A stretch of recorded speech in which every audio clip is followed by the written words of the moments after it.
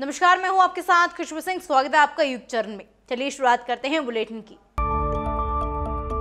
खालिस्तान समर्थक हरदीप सिंह निज्जर की हत्या को लेकर भारत और कनाडा के बीच तनाव जारी है। दोनों देश एक दूसरे के डिप्लोमेट को निकाल चुके हैं। इस बीच सिख फॉर जस्टिस के आतंकी गुरपतवंत सिंह पन्नू ने 2 वीडियो जारी किए हैं। पहले वीडियो में उसने कहा कि हिंदुओं का देश भारत है और वो कनाडा को छोड़कर इंडिया लौट जाए। कनाडा में वही सिख रहेंगे जो खालिस्तान समर्थक है। दूसरे वीडियो में खालिस्तानी आतंकी पन्नू ने 25 सितंबर को वैंकूवर, ओटावा और टोरंटो में भारतीय दूतावास बंद कराने की धमकी दी है। इसी के साथ एसएफजे में डेथ ऑफ इंडिया यानी भारत मुर्दायान अभियान की शुरुआत करने की भी बात कही है। आतंकी पन्नू ने कहा कि उसका संगठन 25 सितंबर को ग्लोबल लेवल पर डेथ टू इंडिया बाल्कनाइज कैंपेन शुरू करेगा। भारत के मोस्ट वांटेड आतंकी गुरपतवंत सिंह पन्नू ने कहा कि कनाडा की धरती सिर्फ खालिस्तानियों के लिए है।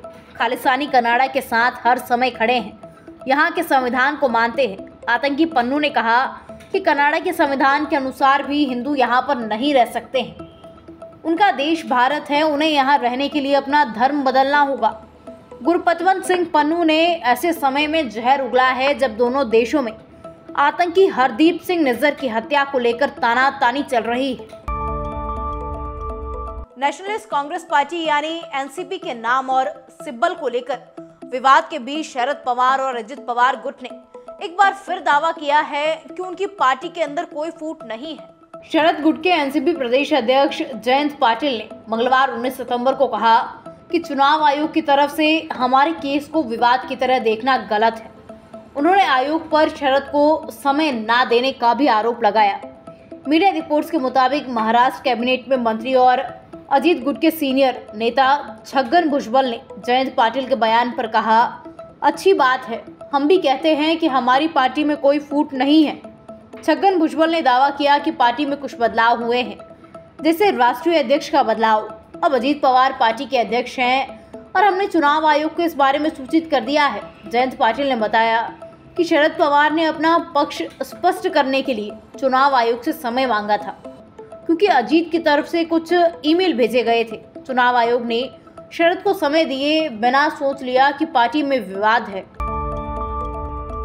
बॉलीवुड एक्टर अनिल कुमार ने हाल ही में अपनी पर्सनैलिटी राइट्स की सुरक्षा के लिए दिल्ली हाईकोर्ट में याचिका दायर की थी। याचिका में एक्टर ने अलग अलग संस्थाओं को बिना उसकी सहमति के उनका नाम, आवाज, इमेज और निकनेम का उपयोग करने पर रोक लगाने की मांग की थी। अब बुधवार को दिल्ली उच्च न्यायालय ने एक्टर की पर्सनैलिटी राइट्स की रक्षा करते हुए उनकी सहमति के बिना उनके नाम, इमेज या आवाज के इस्तेमाल पर रोक लगा दी। मामले की सुनवाई करते हुए जस्टिस प्रतिभा एम सिंह ने कहा कि किसी शख्स के नाम, आवाज, इमेज या फिर डायलॉग को अवैध तरीके से इस्तेमाल करने की अनुमति नहीं दी जा सकती। किसी सेलिब्रिटी को एंडोर्स करने पर कई लोगों की आजीविका निर्भर करती है। इसे अवैध रूप से इस्तेमाल करने की अनुमति देकर खराब नहीं किया जा सकता। इसके साथ ही कोर्ट ने कहा कि आर्टिफिशियल इंटेलिजेंस का यूज करके कई लोग दूसरों की पर्सनल लाइफ में इंटरफेयर कर रहे हैं। सेलिब्रिटीज को भी अपनी प्राइवेसी मेंटेन करने का अधिकार है। लोगों के इस तरह के वीडियो वायरल करने पर रोक लगाते हुए कोर्ट ने टेलीकम्युनिकेशन डिपार्टमेंट और सेंट्रल गवर्नमेंट को सभी लिंक तुरंत हटाने के निर्देश दिए हैं। विधानसभा चुनाव के लिए कांग्रेस अक्टूबर के पहले सप्ताह में टिकट जारी कर सकती है। 30 सितंबर से पहले टिकट घोषित नहीं होंगे। इसके संकेत पार्टी के वरिष्ठ और सीनियर ऑब्जर्वर मधुसूदन मिस्त्री ने दिए हैं। उन्होंने बताया कि जयपुर में 2 दिन टिकट के लिए मीटिंग होगी। इसके बाद आगे की कार्यवाही की जाएगी। वो मंगलवार को बीकानेर में कांग्रेस के वरिष्ठ नेताओं और दावेदारों से मिलने पहुंचे थे। उन्होंने यहां कांग्रेस की जमीनी स्थिति का जायजा लिया और कार्यकर्ताओं से देर शाम मीटिंग की। बीकानेर आए मिस्त्री ने पत्रकारों से बातचीत में कहा कि कांग्रेस कोई कॉरपोरेट कंपनी नहीं है जो तारीखों के हिसाब से चले। हम पहले 30 सितंबर और 1 अक्टूबर को जयपुर में टिकटों पर चर्चा करेंगे। इसके 2-4 दिन में कुछ फाइनल हो सकता है। अभी अखिल भारतीय कांग्रेस कमेटी के 33 वरिष्ठ नेता प्रदेश भर में घूम रहे हैं, कार्यकर्ताओं और नेताओं से मिल रहे हैं। ये सभी जयपुर पहुंचेंगे और 2 दिवसीय मीटिंग में भाग लेंगे। इसमें 2-4 दिन आगे पीछे हो सकता है। मिस्त्री ने कहा कि कांग्रेस में आलाकमान ही टिकट तय करता है। अभी हम लोग जनता के बीच ओपिनियन ले रहे हैं। सभी से बातचीत के आधार पर पार्टी अध्यक्ष को अवगत करा दिया जाएगा। उसके बाद टिकट वहां से फाइनल होंगे। टिकट की शर्तों को लेकर मधुसूदन मिस्त्री ने कहा कि ये कांग्रेस की कोऑर्डिनेशन कमेटी तय करती है, मैं तय नहीं कर सकता। पार्टी एक सिस्टम के तहत ही चलती है। हरियाणा, पंजाब और नई दिल्ली के यात्रियों के लिए बड़ी राहत की खबर है। रेलवे ने नई दिल्ली श्री माता वैष्णो देवी कटरा के बीच समर स्पेशल गाड़ियों के 4 फेरे बढ़ाए हैं। रेलवे ने ये फैसला बढ़ती भीड़ के चलते लिया है। माता रानी के भक्तों की बढ़ती भीड़ को देखते हुए रेलवे ने एक और सौगात दी है।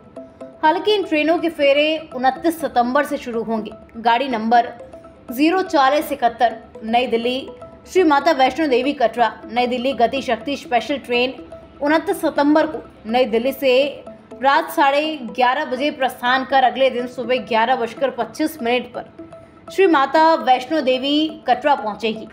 वापसी में 04072 श्री माता वैष्णो देवी कटरा नई दिल्ली स्पेशल ट्रेन 1 अक्टूबर को श्री माता वैष्णो देवी कटरा से शाम 6:30 बजे प्रस्थान कर अगले दिन सुबह 6:25 पर नई दिल्ली पहुंचेगी।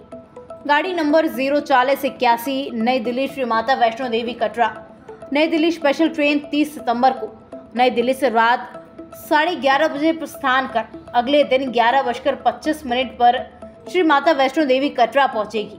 वापसी दिशा में 04082 श्री माता वैष्णो देवी कटरा नई दिल्ली स्पेशल ट्रेन 2 अक्टूबर को श्री माता वैष्णो देवी कटरा से शाम 6:30 बजे प्रस्थान कर अगले दिन सुबह 6:25 पर नई दिल्ली पहुंचेगी।